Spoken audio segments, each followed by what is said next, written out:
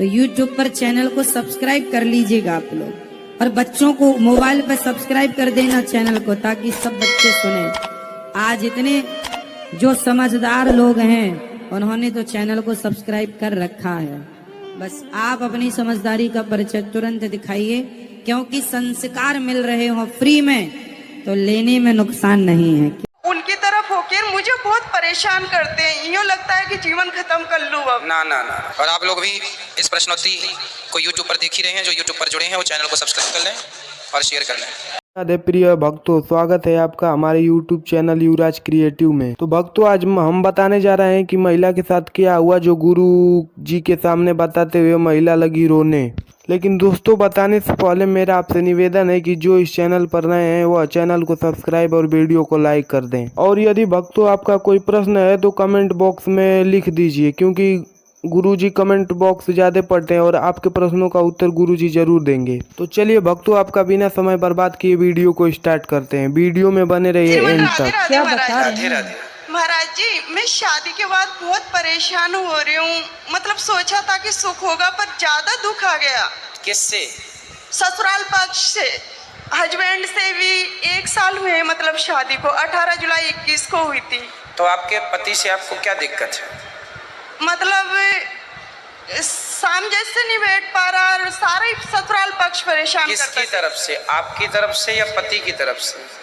महाराज जी, उनकी तरफ से ही पति होता क्या था। कहना था, वो क्या चाहते हैं आपसे?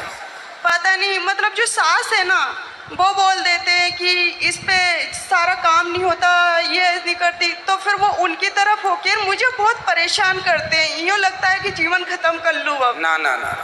कौन कौन है आपके ससुराल में? ससुराल में है नंद है, और मैरिड है, मतलब जिसका डिवोर्स हो रखा है, और 2 नंबर के हस्बैंड, फर्स्ट फिर एक देवर है, और सास ससुर, और एक दाद सास। देवर की शादी हो गई? नहीं। तो आप ही घर में बड़ी है? हाँ महाराज जी, इतना तंग कर दिया कि शायद पूरी जिंदगी में इतना दुख नहीं पाया मैंने।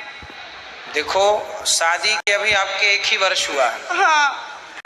कुछ दिन आप बिल्कुल चुप रह करके एक बार, अभी 1 साल बहुत ज़्यादा नहीं होता, आप कुछ दिन ससुराल में रहकर अपने पति को समझिए तो सही कि वो आपसे चाहता क्या है।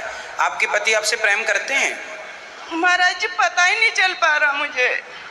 नहीं, ये आपको पता लगाना पड़ेगा। कैसे? देखो, ऐसा है कि कोई दूसरे रिश्तों का तो छोड़ दो, सास नंद भौजाई सब छोड़ दो, पर पति पत्नी प्रेम से यदि हैं तो सारा जीवन निकल जाएगा। इसलिए आपको अभी 1 साल ही हुआ है, कोई बहुत ज़्यादा नहीं हुआ। समझने में टाइम लगता है रिश्तों को। कुछ दिन ससुराल में रहिए, अपने पति की बात मान कर देखिए कि वो जो कह रहे हैं उसको मानने में क्या होता।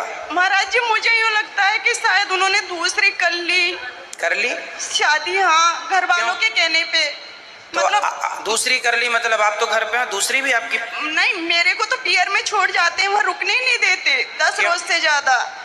यूँ बोलते हैं कि दादी जी का ऑपरेशन कराना है, ये कराना है, और मम्मी पापा के पास छोड़ के मुझे चले तो जाते हैं। आपको मायके में रहना ही नहीं। पहली गलती तो लड़कियों की ये है कि वो पियर आ जाती हैं। आपको अपने मायके नहीं रहना, आपको अपने पति कैसा हो, सुख दुख अब पति के संग है, जीना मरना उसके संग है।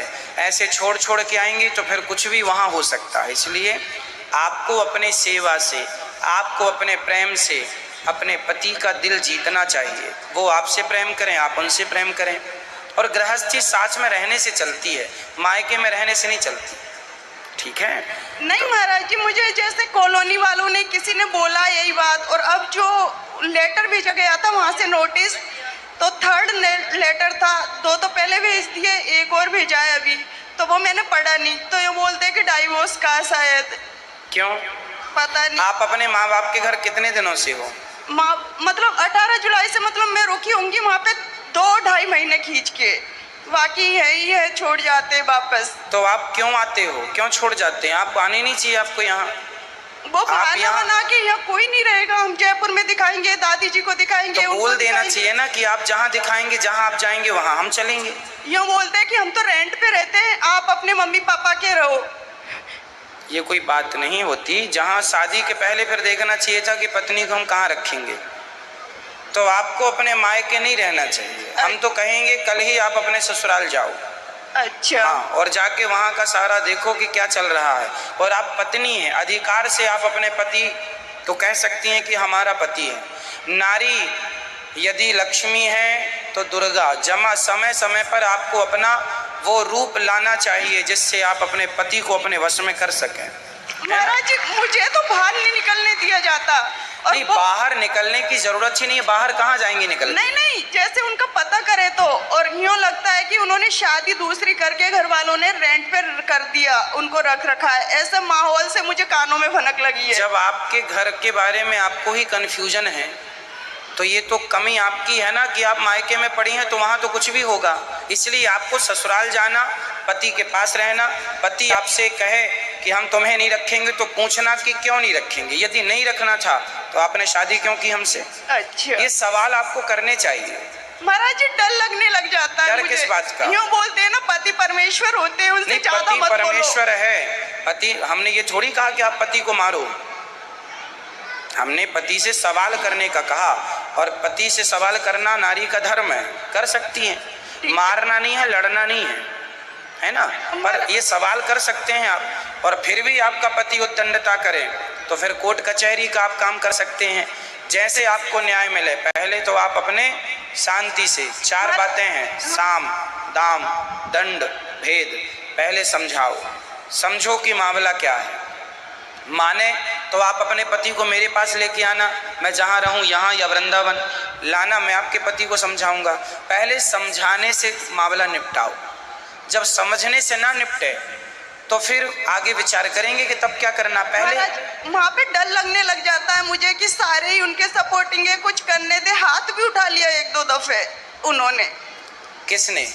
हस्बैंड ने। कोई बात नहीं, पतियों का तो कुछ कुछ पतियों के चलते ही रहता है। इसलिए माँ बाप को अपने बच्चों को संस्कार देना चाहिए कि नारी का सम्मान करना चाहिए, नारी पे हाथ नहीं उठाना चाहिए कभी। आप लाना, मैं समझाऊंगा, पकड़ के लाना, बोलना। यदि आपका पति तलाक मांगे, बोलना मैं तलाक तब दूंगी, पहले महाराज जी के पास चलो। धन्यवाद महाराज जी। मेरे पास लाना, मैं समझाऊंगा, फिर अपन बात करेंगे कि क्या करना।